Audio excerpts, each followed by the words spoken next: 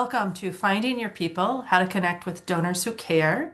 I'm so glad that you all decided to spend a little time with me today. I recognize some of you from knowing you very well, and I have some faces from or names from perhaps a workshop I did with Nonprofit Net.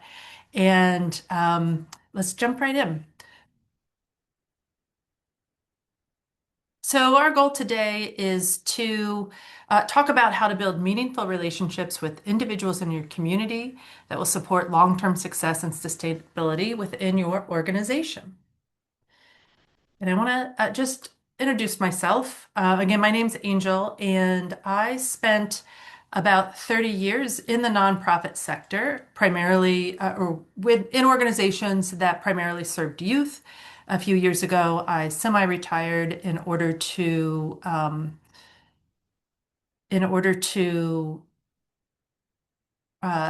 begin consulting, and I focus my energy on organizations that supporting small and mid-sized nonprofit organizations as they um, look to grow their fundraising programs.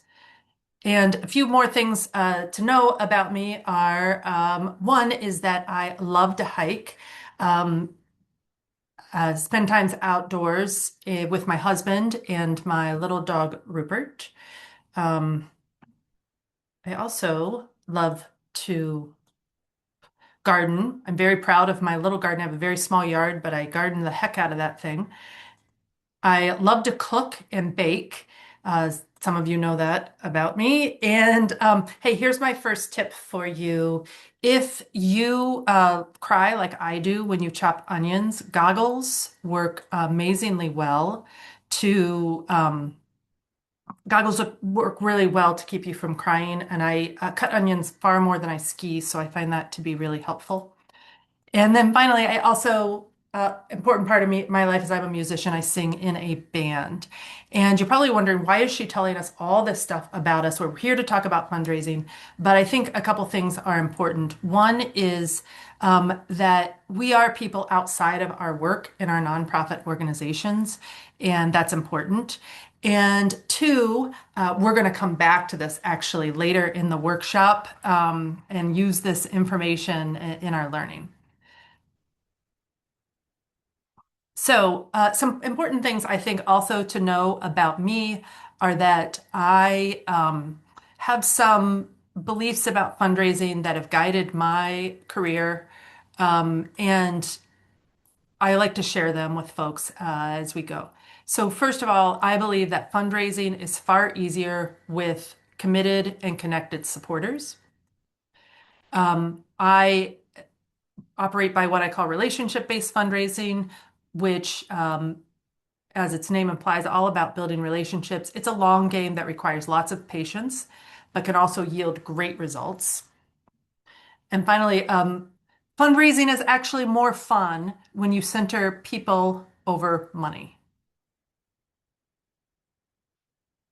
So I want to do a little survey just to get a sense of everybody in the room. So one, maybe you're welcome to share the organization that you work with and maybe where you are physically located right now. So I am in Lowell, Massachusetts. But also maybe I'd like to hear where you're at with your individual giving program. And so maybe you can put an A if you feel like you have a very robust individual giving program, which I describe as maybe over 40% of your non-program revenue. Maybe we have a good start, B, but need to grow the program. We're just getting started. And or maybe you're not 100% sure what I even mean by individual giving program. Great. While you're sharing those things, which I really appreciate, I'll tell you a little bit about what to expect if you have not participated in a workshop with me before. So first thing is I put a lot of words on the screen. That's very intentional. Does a couple things. One is I'm a very visual learner, and other people might be too. And so I want you to be able to receive the information in the way that works best for you, whether that's reading or listening to my voice. Two, I am going to send the slides out later. And so I want them to be useful to you and not feel like you have to take a lot of notes. And then finally, also, I want to be focused on you and not on notes or another screen. And so the words help me quite a bit. I'm going to be sharing some things some data, but also things that I've learned over the years that I think you might find helpful. And I'm going to sprinkle in a few stories that sort of illustrate my talking points. So it looks like we have a mix of folks. We have some folks that feel like, yes, we have a really robust individual giving program, and everything to some people who are just getting started with individual giving, which is great. So I spend a lot of time on forums on various forums with on nonprofits and specifically development and fundraising. And I see these questions a lot. Where do I start? How do I get donors to give to my organization? And my least favorite question, what can I do to raise money fast? And if you're here for that last question, I'm afraid I'm not going to answer it today, but the tools and things that I'm going to give you today will help you get to that place further down the road. So we're just going to start with some basics behind individual giving. I don't want to make assumptions about anybody's knowledge around this, so I'm just going to take a few minutes to just talk a little bit about what it means to have an individual giving program and why we do so.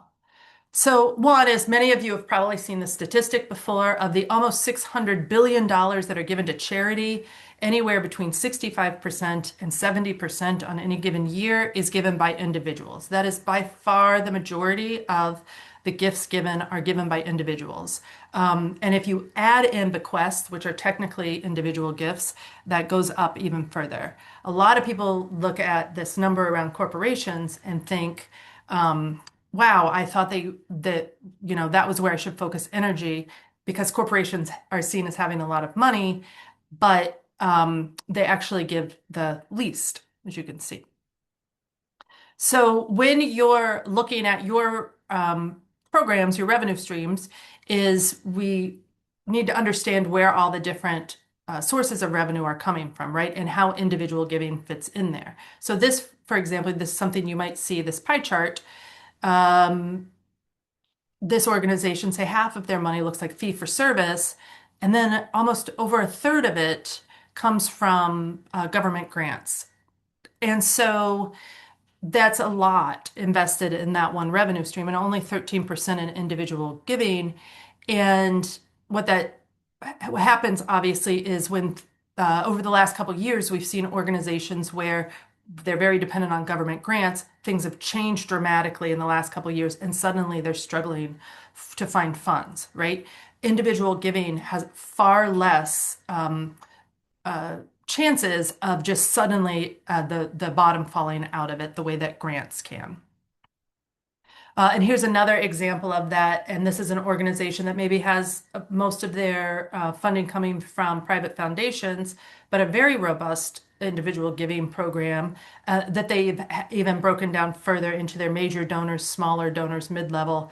And this is pretty standard to have the majority of your individual gifts coming from major donors, but note that that doesn't necessarily mean that that's the majority of your donors, right? Usually the largest number of dollars comes from a small group of people. So what's an individual giving program? The activities that your organization conducts throughout the year to acquire, cultivate, and solicit individual donors. And you probably are doing a lot of these different things. So these include awareness campaigns, stewardship, donor journey mapping, which is kind of the different things that you do throughout the year to connect with people. Some people call it moves management. All of your communications that you're putting out into the world, direct mail and email campaigns, and of course, our face-to-face asks. Those all might be things that you're doing. You might be doing all of these things, some of these things, or just getting started with these. And so today we're focusing on the acquire and cultivate part of the individual giving program. I'm not going to be focusing on asking today. And so what I've found is that most successful fundraising campaigns built upon the following. One, having an engaged mailing list. And notice that I say engaged and not large. There's nothing to do with the size of it. Are they engaged with you? It involves connecting with supporters outside of solicitations. I'm sure you have all heard before that it's really important that the only time your donors hear from you is not when you're asking for money, that we need to be connecting with them at times when we're not soliciting. Really, really important that we're understanding the motivations of our supporters. And this is, we're going to dive into this quite a bit today. That we're stewarding donors authentically. And that goes beyond your acknowledgement letter that's kind of automatically generated by your CRM. And then they're bringing new potential supporters closer to the organization. And we're going to talk about a whole process for this. And this is, again, really, really important that we're always thinking about how do we bring people closer. I like to say, fundraising is not a transaction, it's a journey. Starts with awareness, builds on curiosity, experience with the organization, feeling like you're belonging to the organization, and then finally our investment. Some of you have seen perhaps this diagram before. I think it does a great job of showing us kind of the process, that journey that people might take. And starting with awareness of what you're doing, taking interest in that, getting more involved, making an investment, and then that cycle of stewardship, reinvesting, becoming perhaps a loyal donor and ambassador. And the funnel model, in my mind, works so well because it reminds us that we constantly need more and more people to be aware of what we're doing in order for them to trickle down to that involvement, investment, loyal donor space.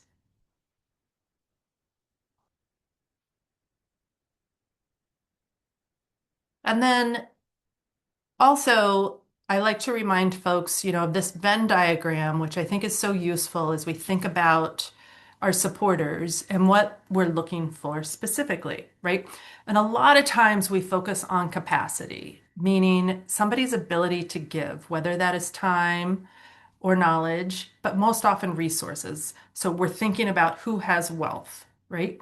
However, we also probably have discovered that not everybody with wealth has a propensity to give. Not everybody's philanthropic. So we need folks that not only have some capacity, but also has propensity. Uh, and oftentimes I feel like we focus a lot of energy here and not as much on the affinity. And affinity is the connection to the organization. Now, there's a really obvious link, which can be people who are beneficiaries of your work, people who are related to beneficiaries of your work, former staff, former board members, neighbors, like a literal physical connection to your organization. But I also, and we're really going to tap into affinity in terms of an emotional connection to your organization.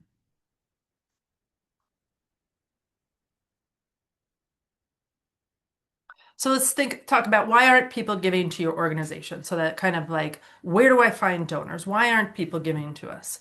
And I found there's a couple reasons, kind of generally. One, they aren't aware of the work you do or need, of the need in your community. And sometimes I feel like we spend so much time in our day-to-day work. We spend so much time thinking, living, breathing, dreaming about our work that we forget or assume that everybody is that connected with it. And unfortunately, that's not true. So we always need to be spending time spreading awareness, making sure people know what we're doing. They don't feel affinity towards the work. So for whatever reason, it's not resonating with them. They don't have trust in the organization or their leadership. And this harkens back to the awareness piece, right? If organizations aren't transparent, if our leaders aren't out and about in the community, if we're not sharing what's going on, how can people develop trust with the organization? How can they feel like if I give you money, I know what you're going to do with it? And lastly, they haven't been asked. And I know that this sounds sort of trite, but the truth of the matter is, when people are asked, why don't you give to XYZ organization? The number one answer is they never asked me. All right, so that's kind of like a big picture of, or a quick snapshot of individual giving programs. So we're going to dive into this idea of developing a meaningful individual giving program that's based on connection and relationships as opposed to campaign after event after campaign after event. So the first thing that we need to do is build our ideal donor persona.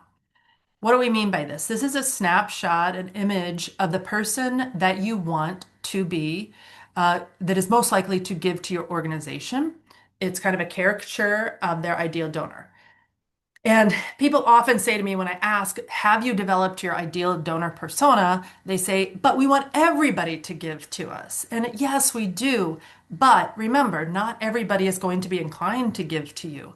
And if you think in terms of everybody giving to you, it's kind of like the magical goal of we want to raise as much money as possible.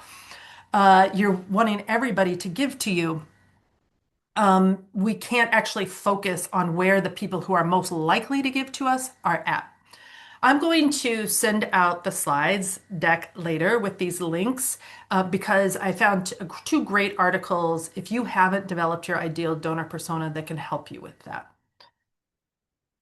But a couple things are just remembered is that there literally is a person you can visualize, um, and that it really creating this allows you to imagine how is this person going to respond to what we're putting out there? How are they motivated? And what type of media are they most likely to engage with, right? So I know again, I can't overemphasize this, that clinging to the notion of everybody should love us can be detrimental. And I'm not saying that we shouldn't be accepting gifts from everybody, or there's not going to be outliers, but doing this really helps you hone in on who you're trying to connect with. So next, we have an idea of who we're trying to connect with. Now we're building awareness. And really, what I mean by that is sharing the story, right? So, and there's a lot of different ways. Your social media, email and print newsletters, being out and about in the community at different events. Your website's really, really important. It's important to spend time on your website. That's very high up on how people learn about organizations. You might be conducting open houses or holding your own events, fundraising events, or awareness events. Maybe you have partnerships in the community or you offer volunteer opportunities. Perhaps you use paid marketing. And maybe word of mouth is also how people learn about you, right? If I'm missing anything that your organization does, you're welcome to add it in the chat. I'd love to see what you have to share. But yeah, there's a lot of ways to tell your story. And I recognize that not everybody has a big comms department. Some of us are doing both development and communications. And so we need to think a little bit about like, what do we focus on? So deciding where we're sharing our story or building that awareness. Where are we going to find people who are likely to be interested? So one, again, focusing on that ideal donor persona is important. If your ideal donor persona is someone like me, who's a woman over 50 years old, Facebook might be the social media channel that you're more likely to tune into. However, if you're focused on maybe young uh, people who are in the tech industry, Facebook is unlikely to be where they're going to be hanging out. So that persona helps you know where are my people hanging out. And then where does our story translate the best? So again, if I'm trying to reach academics and people who are into research or science, maybe white papers, blog articles, and research are the things I want to be sharing. Whereas if my organization has some great visuals and really, really wonderful videos and things like that, a platform where those resources can be shared and found easily might be better. Might pretend to know what they are, whether that's Snapchat, TikTok, Instagram. But again, I'm a Facebook person. That's just it. I gotta admit it. And then what's your team's capacity, right? It's really important to do the things you can do really well as opposed to focusing on trying to do everything, right? And not doing any of it well. So really thinking about where all these things, like where are you really going to get the most kind of bang for your buck or time? Right. Okay. So we're getting the awareness out there, right? That top of the funnel. We're sharing our message, we're sharing our story. And now it's really important to pay attention to how people are responding to that. That's the next step in building these meaningful relationships is paying attention. Now we're going to talk data or analytics a little bit here. So you should be looking at your website analytics. What pages are people spending time on? What's driving them to your website, right? What days are you getting more traffic on your website? Engagement with social media. And I'm not talking about our vanity metrics, which are how many followers we have, how much reach our posts are getting, but actually who's engaging with the content, who's liking your post frequently, who's commenting on your post frequently, who's sharing your post frequently. Um, I was at an event a couple years ago and I was introduced to a woman and she said her name and I was like, I am so excited to meet you. You are our biggest fan on Facebook. And it was so nice to that exchange was just so nice, I think, for both of us. She feeling like she'd been seen and me knowing who this person that was always engaging with us was our newsletters, especially our e-newsletters, hopefully you're paying attention to your open rates, but also looking at your click-through rates, like what are people clicking on? It's going to tell you what they're interested in and who's clicking on it. And if you're seeing people that are consistently opening your emails, they're telling you they're interested, right? If I can look at somebody, I'm like, oh, this person opens our email every single time that person is saying, when I see your name, I'm going to open it up and see what you have to say. I'm interested. And then when we're in person, we're paying attention to what questions folks are asking. So if we're talking about our work, we're paying attention to what they want to know more about. And I'm going to invite you to do something that might feel a little bit awkward, but that is to let go of your elevator pitch and lean into getting to know the person that you're talking to. It's really tempting when we go to events or we're talking with people to say everything we can about the organization and the work that we're doing in the hopes that they will be like, oh, wow, you are wonderful. You're wonderful. Uh, I want to give money to you right now. Let me find my checkbook or my Venmo or whatever, however they might get. But that not is not necessarily super effective. But when we can lead with finding out who they are, we're going to get information that's going to tell us this is somebody who's likely to be interested in the work that we're doing. I'm gonna keep unpeeling these layers, like my onion that I where God goes to chop. Okay, so what does this look like? So one, asking really open-ended questions. So I want you to imagine that you're going into an event, you're going to be meeting people and chit-chatting with people and things like this. And instead of asking things like, what do you do for work? Or have you ever heard of our organization? Maybe some really open-ended questions like, what do you do when you're not at this event? Whatever that, I put it in parentheses because whatever you're doing, right? And what I love about this question is, it's kind of my go-to, is that it invites the person to share what's important to them. They can share what they do for work if they work. They can share something about their family. They could share hobbies. They could share places they volunteer. Um, what brought you to this event? What do you like best about this community? Again, it could be the actual physical community that you're in. It could be the community of supporters. Maybe you're at a fundraising event. It could be just a particular affinity group, right? My favorite, if you're feeling comfortable, is what made you laugh today. This is one of our kind of conversation starters in my household. Again, our goal here is to make a connection with these folks. We're listening to understand as opposed to listening to respond, right? So we're not listening with waiting our turn to share what we want to share. We want to understand who this person is, and then maybe we can share something relatable.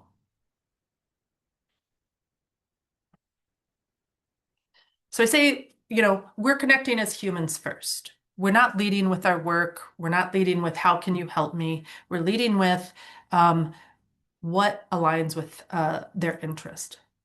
Hmm. So I'm going to share a couple stories um, of times when this was effective in my work. So one is I was at a networking event. It was a cooking demonstration, and as you learned earlier, I love to cook. So I was very engaged. I'm listening to the person who was giving the demonstration was the vice president and the executive chef of a local chain restaurant. And throughout the course of the demonstration, she said, I love gardening. I love knowing where the food comes from. It's very important. Our philosophy here at this restaurant is that we want things to be as organic as possible and friendly, so on. So after the presentation, I went up, introduced myself, shared where I worked, and said, I really loved what you had to say about gardening and knowing where our food comes from. At my program, we just started a gardening program for our youth because we want them to know where their food comes from. It's surprising they maybe have never seen a cucumber that wasn't at the store. And her eyes lit up and she locked in and said, how can I help?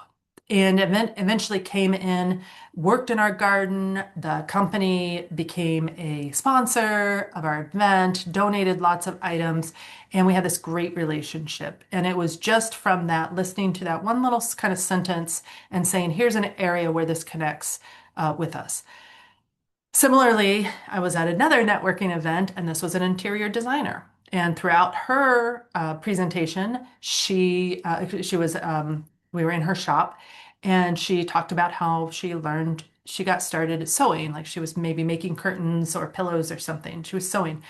I also like to sew. I couldn't fit it in the picture thing. I love to sew and knit and make things. And again, went up, introduced myself, and said, "Oh, we have this career day, and we've got a young person that wants to be an interior designer. Would you ever be interested in coming out to our career day?" And she jumped on it and again ended up doing a lot of support in different ways for our organization, right? And so these are these really small little pieces of interest or pieces of um, knowledge that we learn about people that'll open the door to connecting with who they are as opposed to who we are.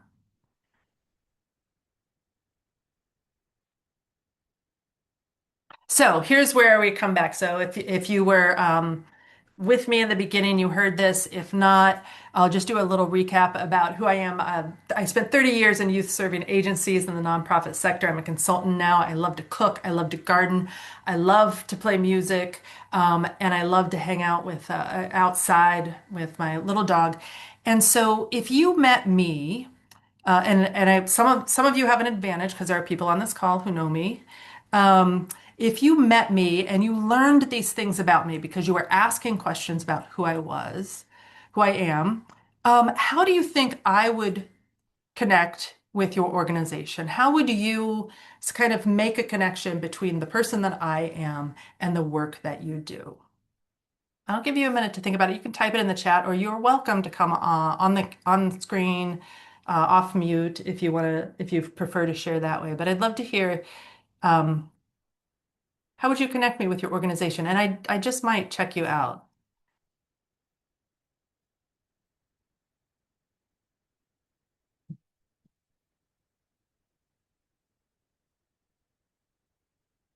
What do you do that you can see would resonate, that you think would resonate with me as a person?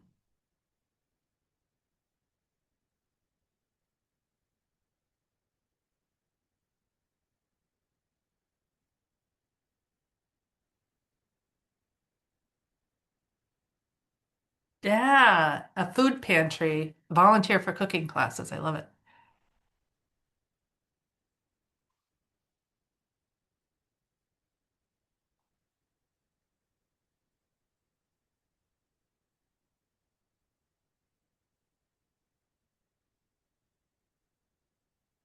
Yeah, so Kim at the food bank, who probably also knows that I volunteer there as well, knows that she probably would connect with me around gardening and cooking with Relation Food Bank. Hi, Sarah. Hi. I would say we have I'm from Lex Hub and we do affordable housing. Um, but I am also an artist and we every other year have an art show Mhm. that's juried around the theme of housing. So I would invite you there and Yeah. maybe to participate as an artist or to come to any of the events. Yeah, yeah. So tapping into that artistic side that I have and showing me what you're doing. Yeah. And then I see Zachem Center's midday melody program, same thing, like maybe tapping into that musician in me. That's great. So I see you all getting this idea of like digging deeper, peeling back those layers of who the person is, and then making that really specific ask or invitation. And so I'm going to talk a little bit about inviting. So another thing that I think is really important is that we're always inviting. So we're hearing what people are interested in, we're connecting with them, and now we're going to be inviting. And I mean this in the um, uh, verb as opposed to adjective, although I do believe that you should be warm and welcoming. But what I mean by this is you're inviting them to take that next step with you, right? So what that might look like is, would you would you share what inspired you to get involved, to come to this event, to be here? What inspires you to connect with our organization? Would you like to come take a tour? If you have the ability to have folks tour your facility. Can we sit down for coffee one of these days? Would you like to learn more about this specific program? So some of those things you talked about, like Sarah talked about, would you like to learn more about our art program? Would you like to learn more about our Melody Makers program? Would you be willing to take a survey? Would you like to come by and see this specific program in action? So I recommend that folks really think about what are all the different invitations that you can extend to people to bring them closer to your organization and have those at the ready, right? When you're having those meetings. Remember the story I told you about the interior designer. Would you like to come speak at our professional development mixer, right? These are invitations to come closer. Right? And again, we're connecting as humans first before we talk about the work and leaning into this affinity part of the Venn diagram. And what I mean by that is not just their physical connection, but their emotional connection to your organization. I want to tell you another story. And this is a story about somebody that showed up over the transom with a $50 gift. I think it was an online gift. And my practice was anytime we received a first time gift or I wasn't 100% sure why somebody was giving, I would respond with a personal thank you, whether that was a written note or an email. And in that, my invitations were, would you share what inspired this gift? And would you like to come take a tour? Now, for every 50 of these messages I sent out, I probably heard back from one person.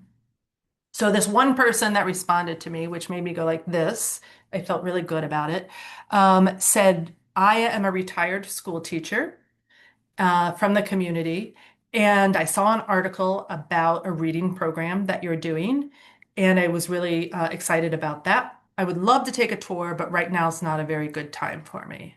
Um, so just the fact that she responded to my message tells me this is somebody who's really interested.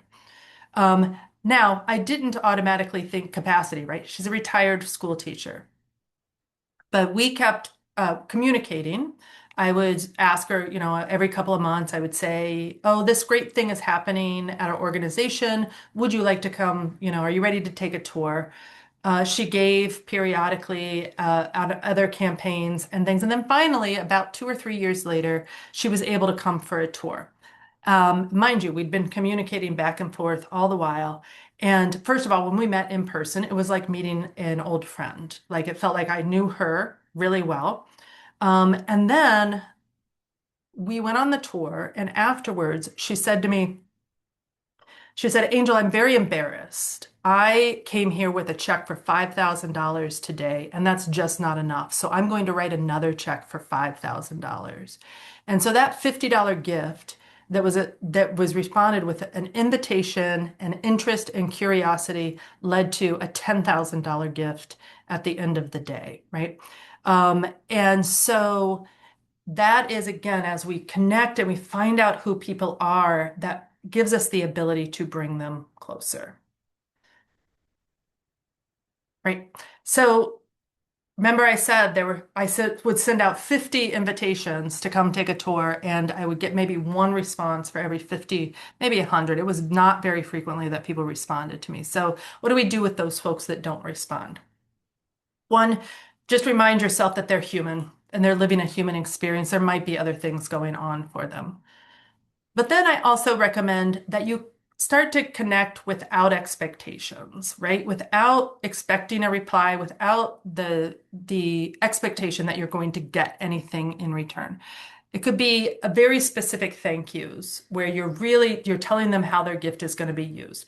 It could be sending a thank you for a non-monetary reason. Thanks for introducing me to so and so. Thanks for coming to our open house. Thank you for all the work that you're doing with this sister organization or a partner organization. Share impact and progress, even if it's not perfect. So even if things aren't going exactly as you had written them in your year-end appeal letter, you can still share impact, what's moving forward, or what's getting in your way. Uh, Make it personalized when possible. So we want to share impact to our entire community, but we also want to share things that are showing that we're paying attention. I noticed that you really seem interested in our bicycling program. Let me tell you about this interesting thing that's happening. We hear this all the time in fundraising and development. A no is often not yet. So don't take their lack of response as I'm never going to do anything. Remember, it took me 2 or 3 years to finally get this donor in for a tour, right? It's just a not yet. Um, and then also recognizing that different folks in your organization might have a better connection. Just like we connect with people as friends and different relationships differently, some donors connect with other people, and so you might have better luck with somebody else. We might have to acknowledge that. And lastly, we need to be okay with letting folks go.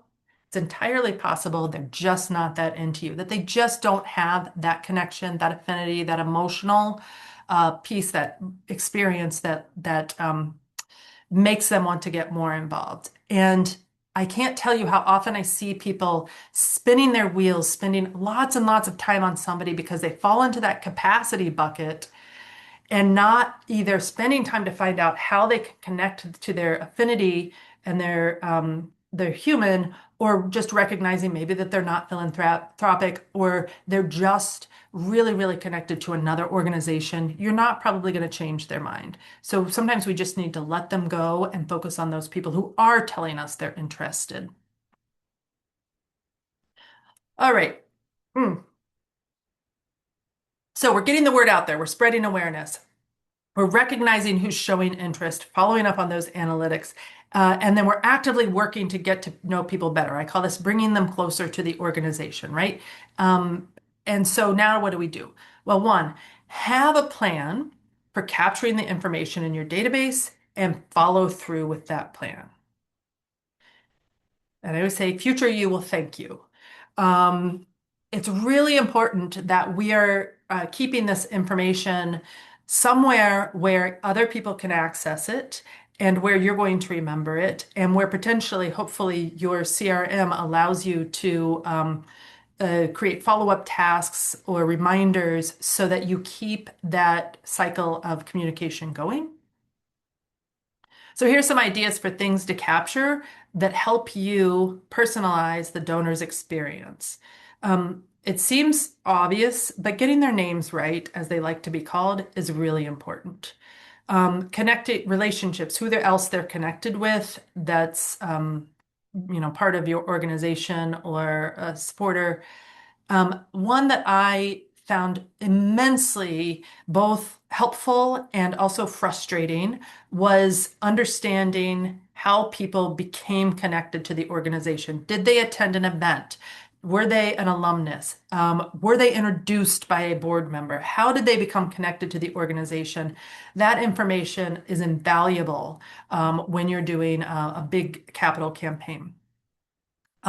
Where do you like keeping any information you're gathering while you're connecting? Maybe even copying your email correspondence or notes. Observations like their eyes lit up when I talked about this program, or they seemed really excited about XYZ. Which programs they're most attracted to if you have multiple programs, obviously communication preference. And then if your email server and your CRM don't talk to each other, then perhaps thinking about how you might upload your email open rates or just note them, like who's opening a lot of your emails, your newsletters, responding to your correspondence.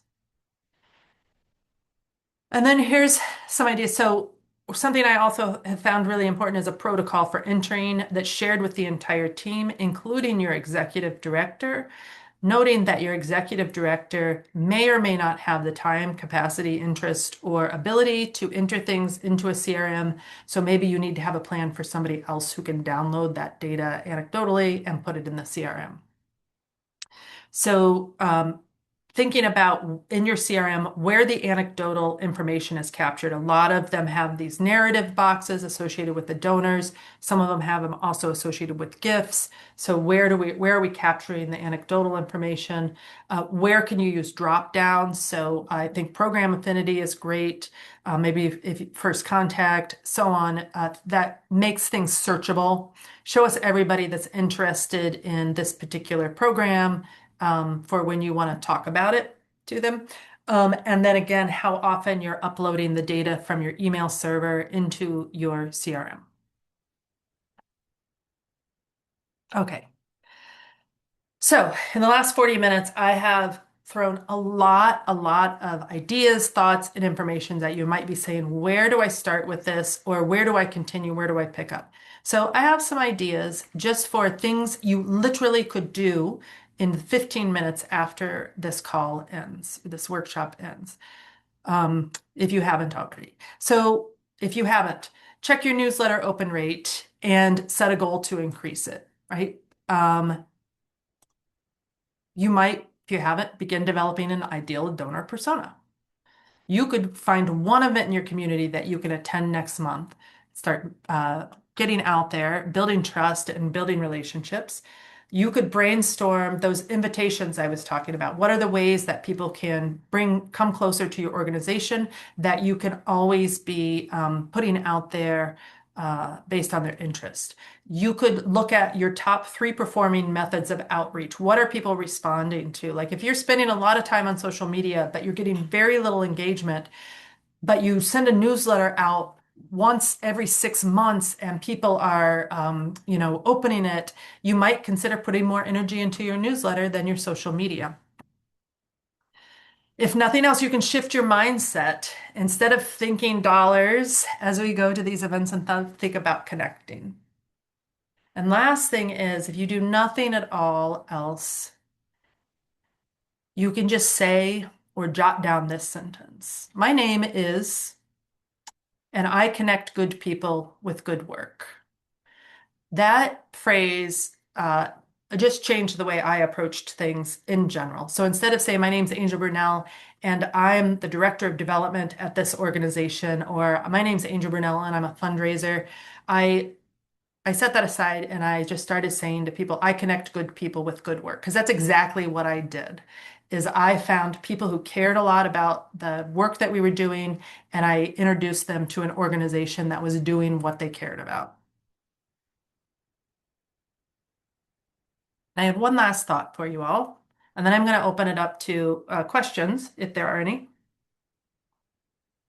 So, I feel like in the nonprofit sector, I don't know if folks agree with me, that we kind of, when we're given our computer, our desk and stuff, we're also given this idea that we're supposed to have a scarcity mindset, that we're all competing for the same donors, that there's a few wealthy people in our community and everybody's tapping into them. and that we all have to be scrambling for the same resources.